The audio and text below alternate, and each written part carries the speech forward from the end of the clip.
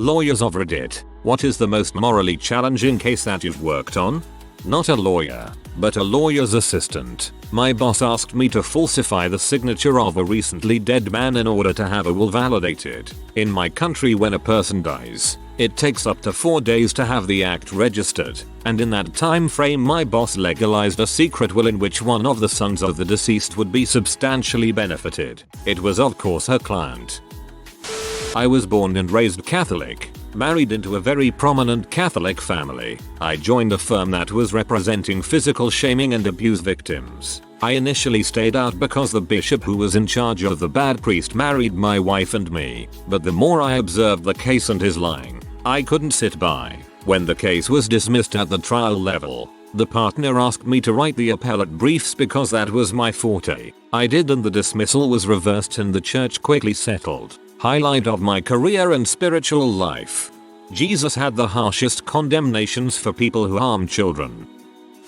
In some areas of law, you get a bit of everything. I'm in one of those areas. I do not do family law, but I had one case where an ex-husband and ex-wife were against each other. Both were completely fraudulent. Both were trying to use their young daughter against the other. One was a chronic cheater opportunist and the other was constantly high or drunk and constantly trying to access his former wife's financials. She was quite well off when they got together. This was not a divorce case, but due to the nature of the case, all attorneys involved were privy to the entire record of their divorce. I feel like our client edged out our opposition very minutely in being a slightly better person, but it was a hollow victory. I do not do family law. Best decision you've made since the disastrous choice to become an attorney. I defended a man accused of abusing his GF, and it was the 3rd time he'd been charged in the same relationship. It was obvious he was guilty, but the GF essentially was under his spell and stopped cooperating. Obvious pattern of some pretty serious abuse. Anal, but I have enough experience with DV victims to know that that's textbook abuse victim behavior. It makes my blood boil that our legal system hasn't been changed to account for that, because it's virtually impossible for a victim to get out of the situation without testifying in the presence of their abuser, who most likely is very good at manipulating them. Defended a guy charged with child physical shaming. Not the challenging part. He clearly did not do it. He was however an admitted and convicted diddler from an earlier case. Yuck. But everyone is entitled to a defense, and this guy clearly didn't do this one. So, why challenging? He so clearly didn't do this one that as the case developed, the prosecutor realized he didn't do it, but this was in the last 2 months or so before the prosecutor's re-election. In a roundabout, didn't say it, but clearly conveyed it manner. Prosecutor communicated in effect, leave it alone until after the election and it will go away. Client was in jail and couldn't make bail. We let the case delay. Election passed and a couple of days later charges were dismissed. It sucked, but had we tried to fight it, client might well have been convicted by a jury since he had a previous conviction and he could have went away for over 10 years for something he didn't do. I worked defense before becoming a prosecutor 2 years ago. The hardest case was a guy who was accused of molesting his family friend's daughters, who were 5 at the time. He hired us. He didn't want to register as a diddler and didn't want to do any jail time. We knew he did it. We heard his interview with the police. Yet we had to defend him to the best of our ability. We trawled through the family friend's Facebook accounts, finding obscenely suggestive photos to show that the kids learned this on their own. We said they were coached by their vindictive grandmother. It felt disgusting and repugnant. It was our job, but dang, it left a bad taste in my mouth. I left and became a domestic violence and physical shaming and assault prosecutor, which I still do. My friend told me about a case where a bunch of 18-year-olds were drinking and of course one of them said hit me. The one who said hit me ended up hitting his head and dying. He is representing the dead boy's parents who instigated the whole thing.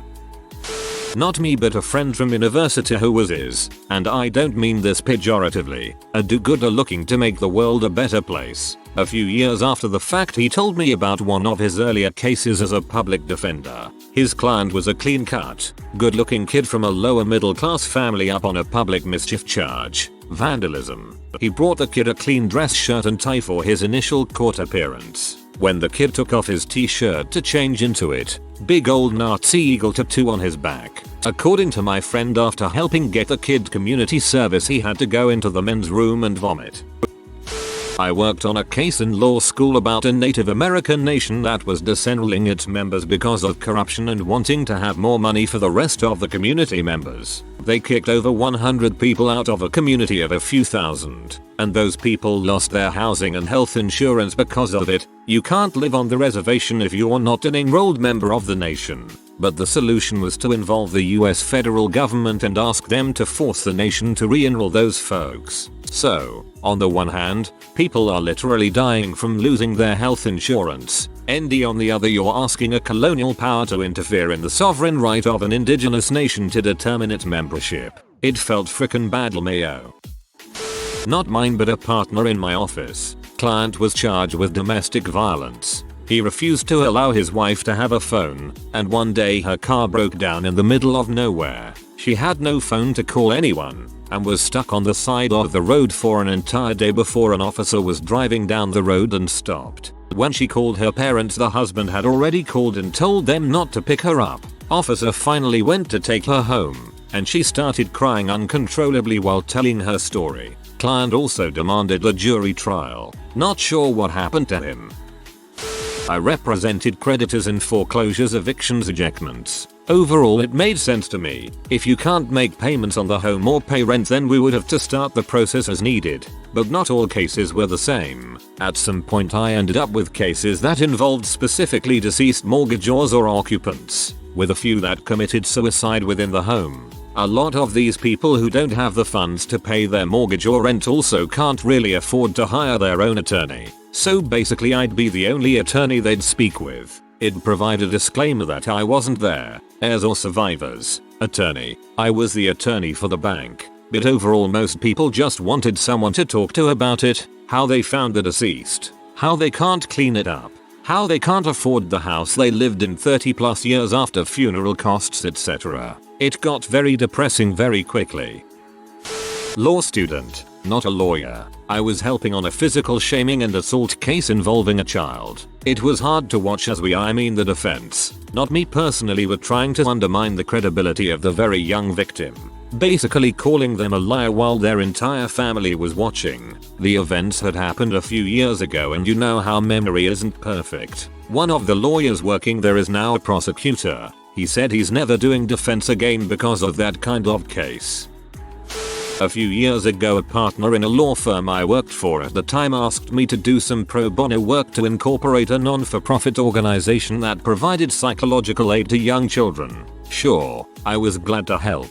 Upon further research, I realized it was an organization that promoted conversion therapy. The founder lost his license on his county of origin and wanted to come to my country to keep this business going. I told this to the partner and he said, well, it is at the end. Psychological aid. I refused to do it and he gave the assignment to someone else who also refused. He ended up doing it himself, but apparently told the client not to use the name of the firm in anything.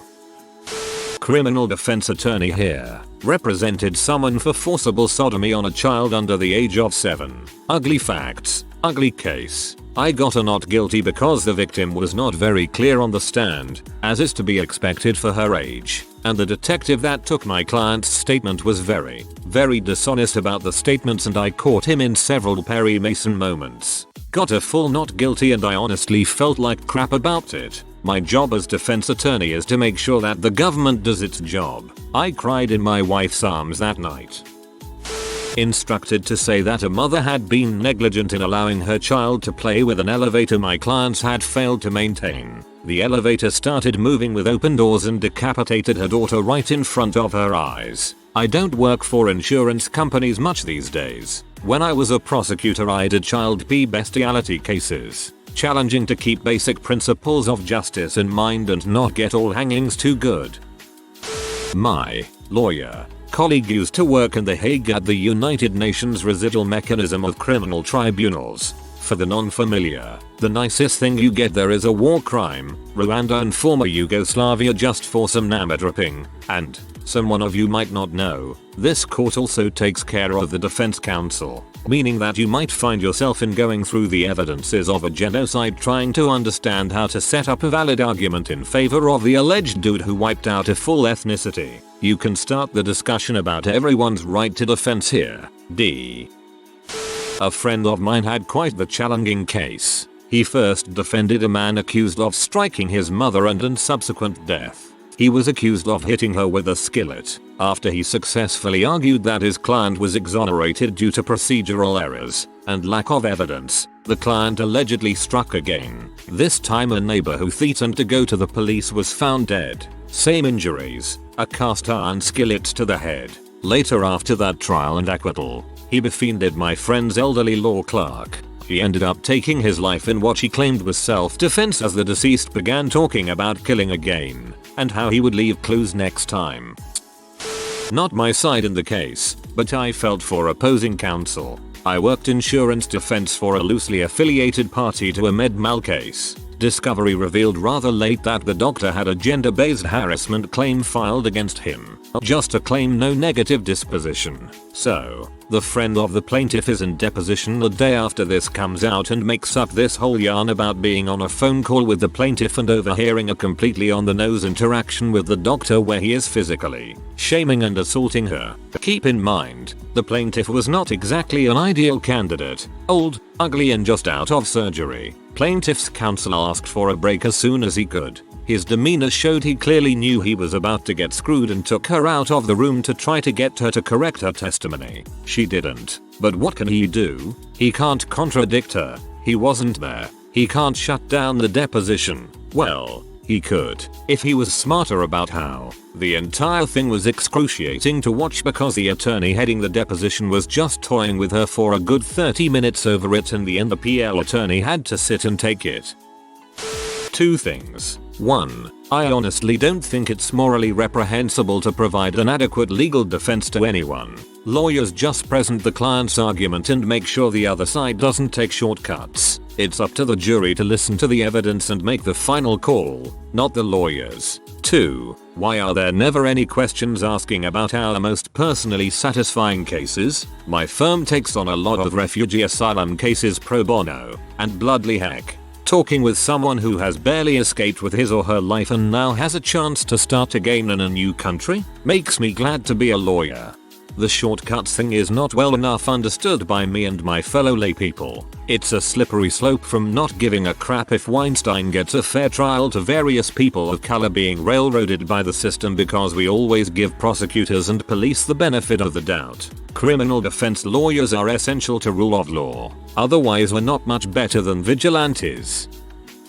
A lawyer friend of mine confides in me occasionally about some of his awful cases. The first one was a divorce. The ex-husband and ex-wife were both squabbling over about $10,000 paid as child support over the course of 10 years. Each parent spent about $50,000 litigating this issue. These people litigated against each other because they hated each other, and the poor kid in the middle is getting screwed because of it. The second one involves an investment made into a company. So an investor who buys shares of the company puts about $6 million into a company, and the company investors straight up go to Vegas and blow loads of that money, transfer it to their own bank accounts, living trusts, etc. Investors want to see in accounting are rebuffed, and about 8 months later, the investor shareholder sues the company and its officers. After that, the officers declare personal bankruptcy. The investor pursues it, tries to fit the debt into a non-dischargeable exception, and files an adversarial complaint to try and revoke the bankruptcy. From what my buddy tells me, if you win one of these, the people declaring bankruptcy can never get the protection of bankruptcy again, meaning creditors can rip you to shreds after. As he put it, you can sign someone to homelessness. Anyway, turns out one of the officers of the company has a terminal disease, and they agree to settle after months of negotiating. Investor isn't getting much money back. There's a payment plan over 7 years for something nominal, but the investors wanted their pound of flesh, and the settlement agreement had something like a $4 million stipulated non-dischargeable judgment against the officers if they default on payments. and a death by suicide doesn't discharge the debt clause. Bankruptcy judge found that thing to be too oppressive and wouldn't sign off on it. Not sure what's happened since. He drank pretty hard after being on the investor's side and negotiating that agreement. I do a lot of domestic violence defense work, but the following is always the first case that comes to mind when I am asked this question. Assault on a female. State's witness recants on the stand, saying her boyfriend never laid a finger on her and never set her on fire. She came to court with a swollen, burnt, bandaged face and a bunch of missing teeth where she was, allegedly, thrown into the wall, went into chambers. Everyone's just staring at me. Although we're all professionals and we all know what's coming, my client has a right to remain silent, and my duty is to my client. Back in open court, the judge doesn't even give me a chance to make a motion to dismiss the case at the close of state's evidence. He throws it out himself. My client gets to walk out of court. His girlfriend is held in contempt and given the maximum 30 days. Sometimes the easiest cases are still the ones that still make you think years later. I was working a child abuse case. It started with allegations of drug use by the father, but he was still taking care of his kids and he began drug treatment. Then, the stepdaughter started claiming physical shaming and abuse. I was already in it, but now I'm dealing with something I'd rather not touch. I never did have to address it though. I advised him about how to deal with police, but he was never able to complete the required steps for return of the children. Not me, but my sister is a defense attorney for the public defender's office. One of her first cases right out of law school was for the defense of a man who was suspected of first-degree murder. He pled his innocence to her, so she worked tirelessly, with the evidence she had, to prove his innocence. She was successful, and the charges were dropped. Unfortunately, when he was released, his first day out of custody he killed another innocent person. Turns out he had lied to my sister about his involvement in the first murder. It's generally ill-advised to lie to your lawyer even if you are guilty. And because she was able to get him off, one of the first things he did was kill an innocent person. She took it pretty rough and couldn't help but feel guilty that she had somehow inadvertently caused the death of someone else. That event weighed heavy on her for a while, but I know it wasn't her fault. She's doing well now though. Love you, sis. I work in probate. My job is to help the relatives of a deceased person administer the estate. I spent 4 years working for myself and loved it, but I got recruited by a big probate law firm and jumped at the opportunity to have a guaranteed paycheck rather than having to hunt down business. Firm life started off okay, but quickly went downhill. Management of my firm is obsessed with us attorneys hitting our billable hours. As a result, we nickel and dime the crap out of our clients. We don't do anything inherently unethical, but our billing practices are definitely morally questionable. We've racked up legal fees on estates worth far less than what we're charging and taking people's inheritance in the process. Mexican lawyer. I think family law is often the most morally challenging because a lot of people think of their kids as weapons to be used or exchangeable good to trade for money. In this sense, kids are usually subjected to violence, and to call them into trial ends up re-victimizing them, and of course causing more damage. In such cases, I try to negotiate with my counterpart and leave the kids out of the trial. I also tell my clients to cease any kind of violence against their ex using the kids as to hurt them, or stop talking crap about the ex in front of them. However, clients not always listen. I worked as a paralegal for a year. It was a divorce case and the client had selected to do a regular delivery of service instead of sheriff delivery, despite the fact that she was divorcing him over abuse. You can if you need to deliver service and a restraining order at the same time the sheriff, or equivalent police officer, delivers it. Our client selected regular delivery because it was $45 cheaper. The husband brutally beat her and violated her. I cried for an hour plus because even though my boss directed me to do regular service, I could have done the sheriff service. I do a lot of criminal defense work, so the more heinous accusations should probably qualify, but there's an element of suspension of disbelief that goes with being a lawyer. It's not like people come to us and admit to being a diddler. They give us their story and that's what we run with. It's not my job to determine if they are telling the truth, only to advocate for their side of the story. Normally people only cop to piddly crap like DUI, and they usually have no problem taking a plea deal. Ian Albert, I have been working in the criminal justice left field for almost 10 years now, and the most gut-wrenching thing I ever had to take part in was an arrest warrant that was placed on a lady who obviously missed court due to medical reasons. She barely had enough strength to walk on her own and was connected to an oxygen tank while showing us a gigantic Ziploc bag of daily meds. My dad works as a lawyer in my home state. He went into family court one day and saw a 13-year-old child come in with 80% of his body covered in injuries of some kind. He was reportedly punched, strangled, slashed, beaten with a F-king chair, and the mom even tried to run him and his dad over with their Chevy Yukon. Those things are huge. His mom came in with 4 armed guards, hand and ankle cuffs on, and wearing an orange jumpsuit. The trial went 30 minutes before the mom tried to break away from the guards and tackle the child. Taste right then and there. The child just looks down at her, looks back up, and says on the verge of crying his eyes out, "I don't care where you put me or who you put me with. Just please, get me away from her. I beg you." Trial ended immediately. Mom sentenced to life in prison with no chance of parole. Not me, my dad. He was a public defender for most of his career. It made him cry more than once, but he was dedicated. He was a crusader. When I had 7th grade civics, he let us come watch his hearings. Anyway, the most controversial case he had was a wheelchair-bound man who was caught at airport security with a hand in his carry-on, a human hand. He was arrested and the victim's body parts started turning up around town, and one he mailed to someone. Turns out the victim was his roommate, and the guy was arrested for murder. His story: he came home to find roommate murdered, so he decided to flush out the murderer by chopping up roomie with a skill saw. Put one part in someone's door, mailed another part. The hand went in the suitcase so he could personally deliver it. I don't remember details. My dad took it all the way to trial. He hated plea deals, and he lost. Jury didn't buy the story. No one did. Sorry, Dad. Not sure if the guy is still in prison or not.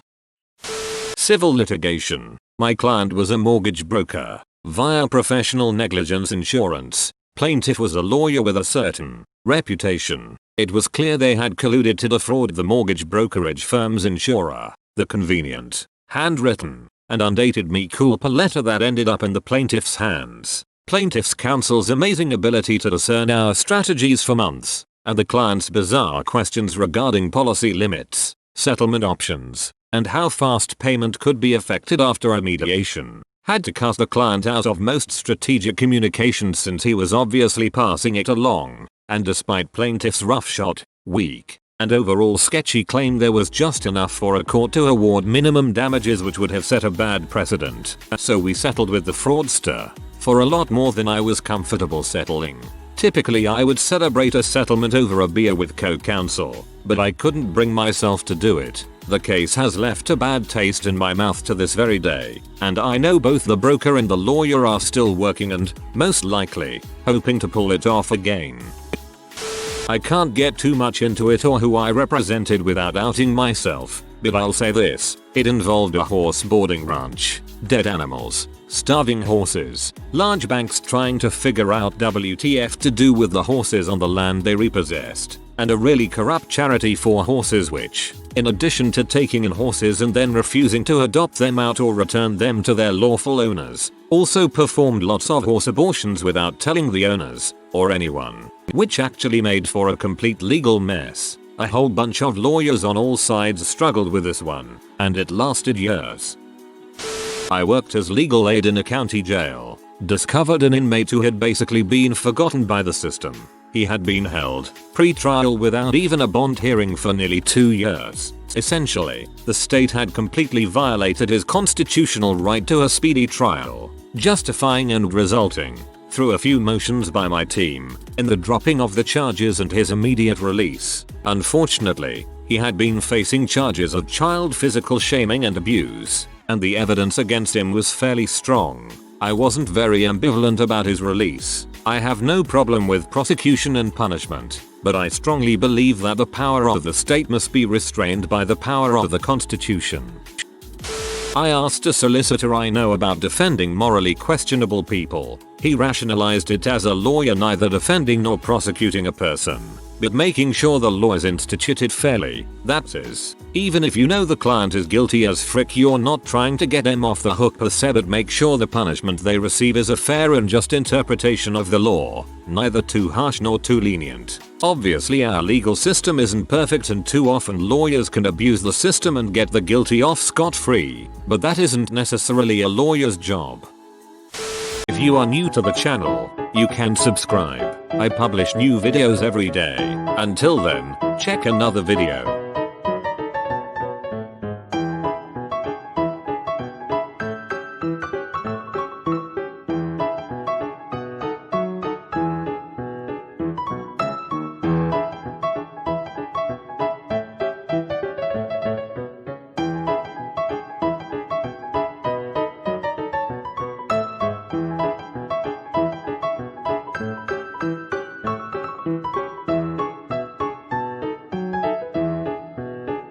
Bye for now.